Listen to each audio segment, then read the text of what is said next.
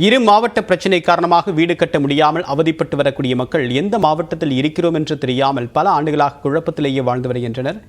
எந்த பகுதியில் இந்த பிரச்சனை நிலவுகிறது உள்ளிட்ட விவரங்களுடைய நேரம் செய்தியாளர் மகேஸ்வரனுடைய பின்னணி என்ன, எந்த பகுதி மக்கள் எத்தனை ஆண்டு காலமாக இந்த மாதிரியான பிரச்சனையை சந்திச்சுட்டு வராங்க?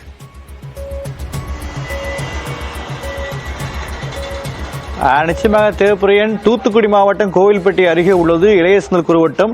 இந்த குறுவட்டத்தில் 12 வருவாய் கிராமங்கள் இருக்கு. இந்த கிராமங்கள் நெல்லை மாவட்டத்தில் முதல் இருந்தன. கடந்த 2008ஆம் ஆண்டு அந்த பகுதி மக்களுடைய கோரிக்கைகளை தொடர்ந்து போராட்டங்களை தொடர்ந்து அந்த 12 வருவாய் கிராமங்கள் கோவில்பட்டி தாலுகாவில் இணைக்கப்பட்டு தூத்துக்குடி மாவட்டம் இணைக்கப்பட்டது. அப்போது பாத்தீங்கன்னா ஊரக வளர்ச்சித்துறை, மின்சாரத்தை, தொடர்கல்வி இந்த 3 துறைகள் மட்டும் அங்கே தூத்துக்குடி மாவட்டத்தில் இணைக்கப்படாமல் இருந்தது. தற்போது அந்த திருநெல்வேலி மாவட்டம் அந்த பகுதி தற்போது தென்காசி மாவட்டத்தில் இணைக்கப்பட்டிருக்கு. இந்த 3 துறைகள் இணைக்கப்படாததால் அந்த பகுதி மக்கள் பல்வேறு பிரச்சனைகளை சிரமங்களை சந்தித்து வருகின்றனர். குறிப்பாக கடந்த 6 மாதங்களாக வீட்டுமனை பிரிவுகளுக்கு அனுமதி பெற முடியாத சூழ்நிலை இருப்பதால் வீடு கட்ட முடியாத சூழ்நிலை இருக்கு, கட்டிய வீடுகளை விற்க முடியாத சூழ்நிலை இருக்கு. என்னென்ன பிரச்சனை இருக்கு அப்படிங்க பேச நம்ம அந்த பகுதி மக்களுக்காக கேட்கலாம். இந்த கடந்த 6 மாதம் என்ன பிரச்சனை இருக்கு உங்களுக்கு?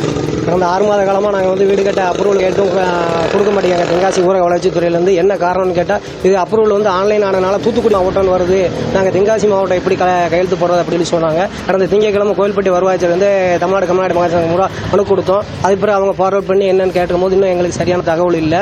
இதனால ஏகப்பட்ட தீர்வு போட முடியாமல் இருக்கு. அரசுக்கு பயங்கர இழப்பா இருக்கு, மக்களுக்கும் ரொம்ப சிரமமா இருக்கு. இதுக்கு ஒரே தீர்வு, அனைத்துக்கும் விடியல் தரக்கூடிய முதல்வர் இளையசந்தல் பிற்காவை கோவில்பட்டி யூனியனோட சேர்க்கறதுக்கு விடியல் தருவார்னு நம்பி நாங்க இருக்கோம்.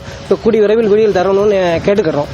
அது மட்டும் தேவப்பிரியன், அதாவது கட்டப்பட்ட வீடு விற்க முடியல, அது மாதிரி லோன் அப்ளை பண்ணா கூட அது கிடைக்காத சூழ்நிலை இருக்கு. அதனோட குறித்து தகவலுக்கு நன்றி மகேஸ்வரன்.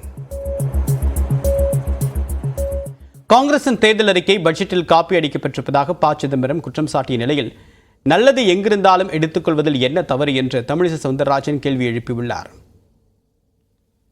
காங்கிரஸ் கட்சியுடைய தேர்தல் அறிக்கையில் சில யோசனைகளை, சில கருத்துக்களை இரவல் வாங்கியிருக்கிறாங்க. ரொம்ப சந்தோஷம்.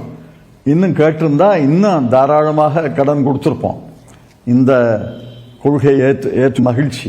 நல்லவை எங்க இருந்தாலும் எடுத்து அது செயலாற்றப்பட்டிருக்கிறதே.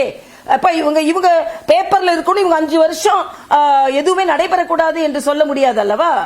ஆக நல்லவை எங்கே இருந்தாலும் அது பொதுமக்களுக்கு பலன் தருகிறது என்ற வகையில் தான் மத்திய அரசு நடந்து கொண்டிருக்கிறது. உங்களுக்கு ஆதம் ஏதோ நடக்குது, என்ன செய்யறது, எதிர்கொள்கிறது என்று.